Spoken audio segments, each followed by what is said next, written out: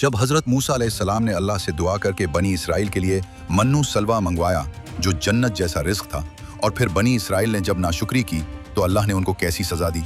ये उस वक्त की बात है जब हजरत मूसा अलैहिस्सलाम बनी इसराइल को फिरौन की गुलामी से निकालकर सहराए तीहा, जिसे आजकल सहराए सीना भी कहा जाता है, वहां ले आए थे। वहां न खाना था न पानी। लोग भूख प्यास से परेशान होकर शिकायत करने लगे। मूसा अलैहिस्सलाम ने अल्लाह की बारगाह में दुआ की तो अल्लाह ने रहमत फरमाई। दिन की गर्मी से बचाने को बादल का साया किया और आसमान से रिज्क नाजिल फरमाया। सुबह सवेरे मन आता। ये एक सफेद शहद से मीठी चीज था जो ओस की तरह दरख्तों, पत्थरों और जमीन पर जम जाता। लोग जमा करके लजीज रोटी या हलवा बनाते। शाम के वक्त सलवा आता जो बटेर की मानिंद एक छोटा परिंदा था।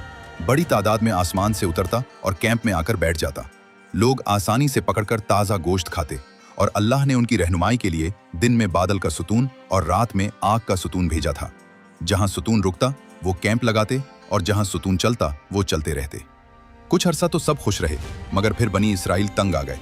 वो मूसा अलैहिस्सलाम के पास आए और बोले, ए मूसा, हम एक ही खाने से तंग आ गए हैं। अपने रब से दुआ करो कि जमीन की आम चीजें दे, सब्जियां, खीरे, प्याज, लहसुन, मसूर। हजरत मूसा अलैहिस्सलाम ने बनी इसराइल की इस शिकायत को सुनकर बहुत हैरत और नाराजी से जवाब दिया, क्या तुम बेहतरीन जन्नत जैसे रिज्क के बदले निचली चीजें मांगते हो?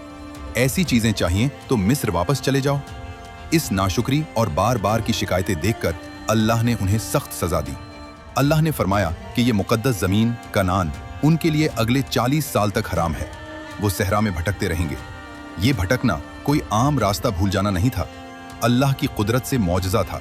वही बादल और आग का सुतून जो उन्हें रास्ता दिखाता था, अब अल्लाह ने उसे घुमा फिरा कर चलाया।